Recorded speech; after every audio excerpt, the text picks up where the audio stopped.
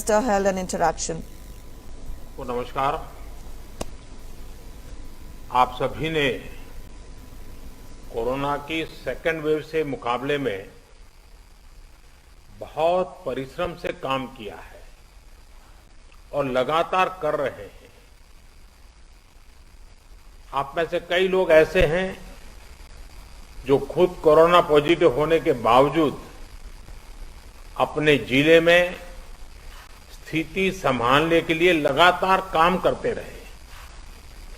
इससे जिले में अन्य लोगों का हौसला भी बढ़ा और आपसे प्रेरणा भी मिली। बहुत से ऐसे हैं जो कई कई दिनों तक घर नहीं जा पाए, अपने घर वालों से नहीं मिल पाए। कई लोगों ने अपने परिवार के अहम सदस्यों, अपने करीबियों को खोया भी है। इस मुश्किल के बीच आपने अपने कर्तव्य को सर्वोच्च प्राथमिकता दी है। अभी आपसे मैं कई साथियों से अपने अनुभव सुनने का मुझे अवसर मिला। वैसे मेरे सामने काफी लोग हैं, लेकिन हर एक को तो संभव नहीं हुआ है।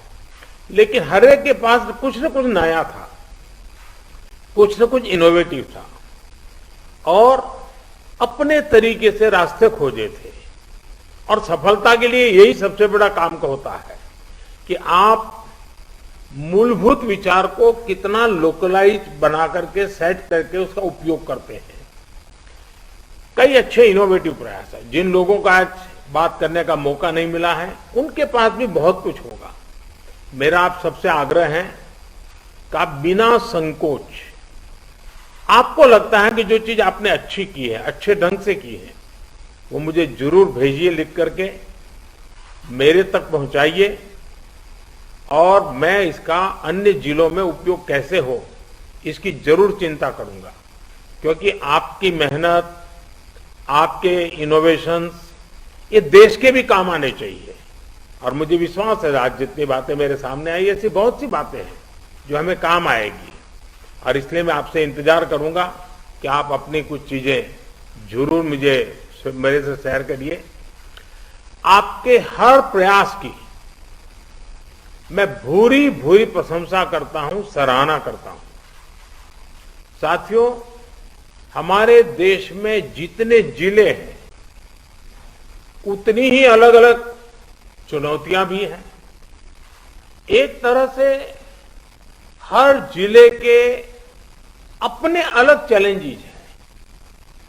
आप अपने जिले के चैलेंजेस को बहुत बेहतर तरीके से समझते हैं और इसलिए जब आपका जिला अगर जीतता है तो मतलब देश जीतता है।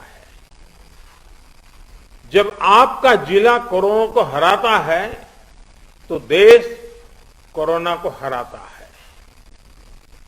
और इसलिए जिले का मिजाज, गांव गांव में एक मैसेज कि मेरा गांव मैं कोरोना मुक्त रखूंगा, मेरे गांव में मैं कोरोना को प्रवेश नहीं करने दूंगा। ये गांव के लोग संकल्प लें और गांव के लोग जिस प्रकार से व्यवस्थाएं करते हैं, मैं तो हैरान था। पिछले बार जबकि ये कालखंड था और पता नहीं था कि इस स्थिति में कैसे करना, फिर भी हमने गांव में एग्रीकल्चर सेक्टर के लिए कोई लॉकडाउन नहीं लगाया था। और मजा यह है कि खेतों में गांव के लोग काम करते थे तो खेत में भी सोशल डिस्टेंसिंग के साथ खेती के काम शुरू किए थे। पिछली बार आपको याद होगा। मतलब हमारे गांव कितनी तेजी से संदेश को पकड़ भी लेते हैं और अपनी जरूरत के हिसाब से उसको मॉडिफाई करके पक्का कर लेते हैं। गांव की ये ताकत है। मैंने देखा है आज भी कई गांवों ने अपने यहां आना जाना सब बहुत अच्छे ढंग से मैनेज किया है। गांव की जरूरत के लिए एक या दो लोग बाहर जाते हैं, चीजें लेकर के आते हैं, गांव में बांट देते हैं और गांव में से कोई मेहमान भी आए तो उसको पहले बाहर रखते हैं। गांव की अपनी एक ताकत होती है, उस ताकत का अपना एक उपयोग होता है।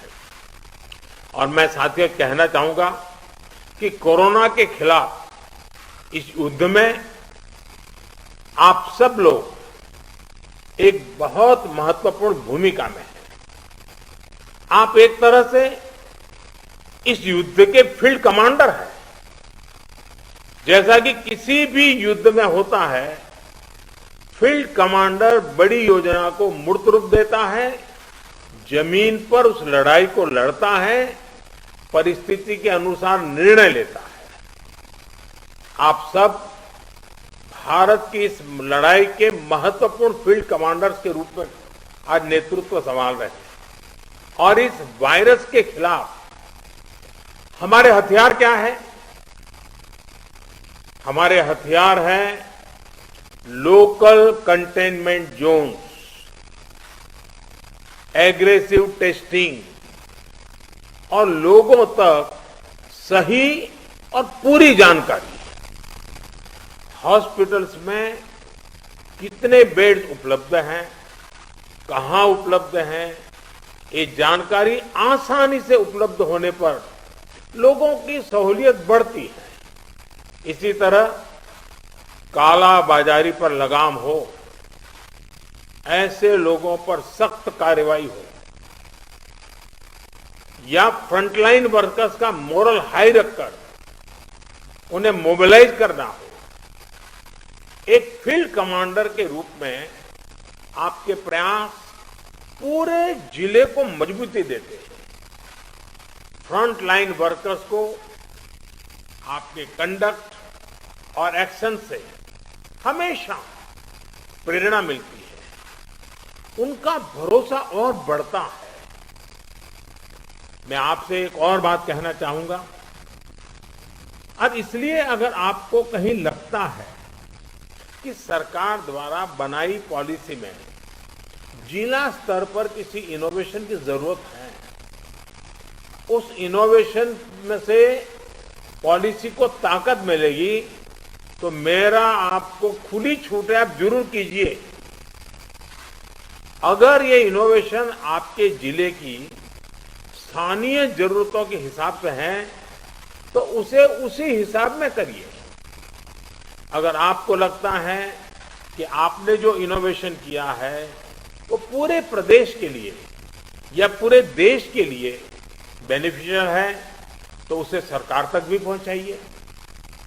अगर आपको अपने अनुभवों से तेजी से बदलती परिस्थितियों के हिसाब से पॉलिसीज में किसी सुधार की जरूरत लगती है, तो उसका भी फीडबैक जरूर पहुंचाइए, बिना संकोच पहुंचाइए।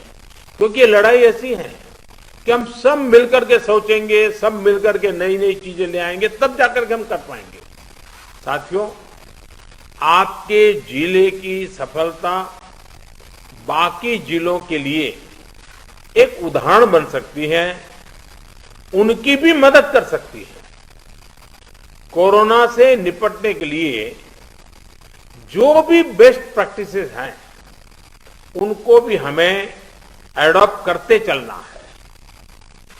आपके बहुत से साथी ऐसे जिलों में होंगे जहां कोरोना संक्रमण पीक पर पहुंचने के बाद अब कम हो रहा है। उनके अनुभवों से सीखकर आप अपने जिलों में अपनी रणनीति को और मजबूत करते रहेंगे, तो कोरोना के खिलाफ लड़ाई और आसान होगी। साथियों, इस समय कई राज्यों में कोरोना संक्रमण के आंकड़े कम हो रहे हैं, कई राज्यों में बढ़ भी रहे हैं। कम होते आंकड़ों के बीच हमें ज्यादा सतर्क रहने की जरूरत है। बीते एक साल में करीब करीब हर मीटिंग में मेरा यही आग्रह रहा है कि हमारी लड़ाई एक जीवन बचाने की है, एक एक जीवन बचाने की है। हमारी जिम्मेदारी संक्रमण को फैलने से रोकने की भी है, और ये तभी संभव है जब हमें संक्रमण की स्केल की सही जानकारी होगी। टेस्टिंग, ट्रैकिंग, आइसोलेशन, ट्रीटमेंट और कोविड एप्रोप्रिएट बिहेवियर, इस पर लगातार बल देने रहना जरूरी है। कोरोना की इस दूसरी वेव में अभी ग्रामीण और दुर्गम क्षेत्रों में हमें बहुत ध्यान देना है। इसमें फील्ड में बिताया हुआ आप सभी का अनुभव और आपकी कुशलता ये बहुत काम आने वाली है। हमें गांव-गांव में जागरूकता भी बढ़ानी है और उन्हें कोविड के इलाज की सुविधाओं से भी जोड़ना है। बढ़ते हुए केसों के और संसाधनों की सीमाओं के बीच लोगों की अपेक्षाओं को उचित समाधान देना हमारी सबसे बड़ी प्राथमिकता है।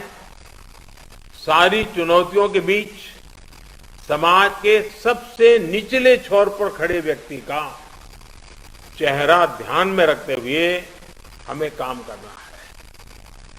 उसका कष्ट दूर हो, उसको मदद मिले, हमें ऐसी व्यवस्थाओं को और मजबूत करना है। इस बहुत बड़े वर्ग तक जब प्रशासन का एक भी व्यक्ति पहुंचता है तो या उससे संपर्क करता है, उसकी बात सुनता है, तो उससे बहुत बड़ा विश्वास जगता है। बीमारी से लड़ने की उसकी ताकत कई गुना बढ़ जाती है। जैसे हम देखते हैं, जब होम आइसोलेशन में रह रहे परिवार के पास प्रशासन के लोग ऑक्सीमीटर लेकर जाते हैं, दवाएं लेकर जाते हैं, तो उसकी खोज खबर लेते हैं, तो उस परिवार को संबल मिलता है कि हम अकेले नहीं हैं। साथियों, कोविड के अलावा आपको अपने जिले के हर एक नागरिक की ईज ऑफ लिविंग का भी ध्यान रखना है। हमें संक्रमण को भी रोकना है और दैनिक जीवन से जुड़ी जरूरी सप्लाई को भी बेरोक टोक चलाना है। इसलिए स्थानीय स्तर पर कंटेनमेंट के लिए जो भी गाइडलाइंस जारी की गई है, उनका पालन कराते समय इस पर भी गौर करना है कि गरीब को परेशानी कम से कम हो, किसी भी नागरिक को परेशानी ना हो। साथियों, पीएम केयर्स के माध्यम से देश के हर जिले के अस्पतालों में ऑक्सीजन प्लांट लगाने पर तेजी से काम किया जा रहा है। कई अस्पतालों में ये प्लांट काम करना शुरू भी कर, जैसे अभी चंडीगढ़ का हमने सुना, कितना बेनिफिट हुआ उनको। और इसलिए आपसे मेरा आग्रह है कि जिस भी जिलों को ये प्लांट अलॉट होने वाले हैं, वहां हर जरूरी तैयारी पहले से पूरी होने पर ऑक्सीजन प्लांट और तेजी से सेटअप हो जाएंगे। अस्पतालों में ऑक्सीजन मॉनिटरिंग कमेटी जितना सही काम करेगी, उतना ही ऑक्सीजन का सही इस्तेमाल हो पाएगा। साथियों, टीकाकरण कोविड से लड़ाई का एक सशक्त माध्यम है। इसलिए इससे जुड़े हर भ्रम को हमें मिलकर के उसको निरस्त करना है। कोरोना के टीके की सप्लाई को बहुत बड़े स्तर पर बढ़ाने के निरंतर प्रयास किए जा रहे हैं। वैक्सीनेशन के लेकर व्यवस्थाओं और प्रक्रियाओं को हेल्थ मिनिस्ट्री लगातार स्ट्रीमलाइन कर रही है। कोशिश ये है कि अगले 15 दिन का शेड्यूल राज्यों को एडवांस में मिल जाए। इससे आपको भी पता रहेगा कि जिले में कितने लोगों के लिए वैक्सीन उपलब्ध होने जा रही है और आपको किस हिसाब से तैयारी करनी है। वैक्सीन वेस्टेज रोकने में जिला स्तर पर सही प्रबंधन की भूमिका के बारे में भी आप अच्छी तरह जानते हैं। आपके सहयोग से वैक्सीन वेस्टेज पूरी तरह रुक सकती है। इतना ही नहीं, ऑप्टिमम यूटिलाइजेशन की दिशा में हम सफलतापूर्वक आगे बढ़ सकते हैं। साथियों, ये समय एक प्रशासक के साथ ही एक ह्यूमन रिसोर्स और लॉजिस्टिक मैनेजर के रूप में भी आपकी भूमिका को टेस्ट कर रहा है। मेडिकल से जुड़ी सप्लाई ही नहीं, बल्कि आपके जिले में दूसरी जरूरी सप्लाई भी पर्याप्त हो, ये बहुत जरूरी है। बरसात के मौसम में हम सब जानते हैं कि आप जो रोजमर्रा सरकार के कामों में जुड़े होते हैं, लेकिन जैसे ही जून महीना सामने आना शुरू होता है, आपका ध्यान मौसम, बारिश क्या हो सकता है, क्या कर, उसमें जाता ही है। काफी आपको अटेंशन देना पड़ता है। और इस बार भी बारिश अब शुरू होने जा रही है, तो स्वाभाविक आपको बरसात के मौसम की जो चुनौतियां हैं, जो एक्स्ट्रा आपके लिए बर्डन भी होती हैं, जिम्मेवारी भी होती हैं, और इसलिए आपको बहुत तेजी से अपनी जरूरतों को मैप करना है और जरूरी प्रबंध करना है। अब कई बार तेज बारिश के कारण बिजली चली जाती है और कहीं अस्पताल में बिजली चली गई तो बहुत बड़ा संकट हो जाएगा ऐसे समय। तो ये चीजें अभी से हमको सोचनी पड़ेगी। चुनौती बड़ी है, लेकिन हमारा हौसला उससे भी बड़ा है और हमारा रिस्पांस न भूतो न भविष्यति, ऐसा ही होना चाहिए। इसी हौसले और संकलन के साथ, इसी इरादे और संकल्प के साथ हम देश को इस संकट से बाहर निकालेंगे। अभी कोरोना के खिलाफ आपको जो अनुभव मिलेंगे, वो भविष्य में भी आपके भी और देश के भी बहुत काम आने वाले हैं। इन अनुभवों का सही इस्तेमाल करके आप आगे भी देश की बड़ी सेवा कर सकते हैं। मुझे विश्वास है कि आपके सहयोग से, आपके कुशल नेतृत्व से, आपके कुशल प्रबंधन से भारत कोरोना के खिलाफ इस लड़ाई में मजबूती से आगे बढ़ेगा। मुझे खुशी है कि आज सभी जो राज्य इस मीटिंग में हैं, उनके सभी माननीय मुख्यमंत्रियों ने भी समय निकाला। जब कार्यक्रम की रचना कर रहे थे, तब लग रहा था कि मुख्यमंत्रियों का समय इसमें व्यस्त करने की जरूरत नहीं है, क्योंकि जिले के लोगों से बात करना है, वो तो जानते ही थे। लेकिन फिर भी इस विषय के प्रति गंभीरता को लेकर के, संवेदनशीलता को लेकर के मुख्यमंत्री भी इसमें जुड़े हैं, ये बहुत ही स्वागत योग्य है। मैं सभी आदरणीय मुख्यमंत्रियों का भी हृदय से आभार व्यक्त करता हूं और मुख्यमंत्री जी के मार्गदर्शन में आपकी जिले की सारी टीमें एक विश्वास के साथ, संकल्प के साथ एक एक गांव को कोरोना से बचाना है, इस मंत्र को लेकर के आप आगे बढ़ें और तेजी से रिकवरी रेट बढ़े, तेजी से पॉजिटिव केसों की संख्या बढ़े, तेजी से टेस्ट ज्यादा हो। इन सभी बातों पर बल देते हुए हम सफलता की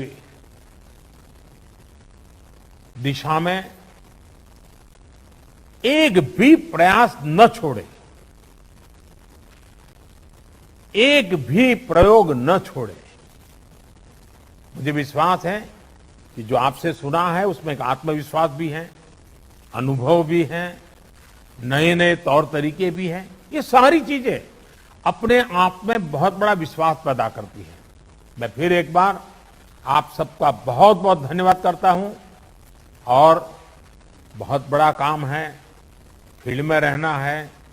आपके स्वास्थ्य का भी जरूर ख्याल रखिए, अपने परिवारजनों के स्वास्थ्य का भी ख्याल रखिए और आप जिस क्षेत्र को संभाल रहे हैं वहां के एक एक नागरिक के स्वास्थ्य को बनाए रखने में आपका नेतृत्व काम आए, इसी अपेक्षा के साथ बहुत बहुत धन्यवाद, बहुत बहुत शुभकामनाएं।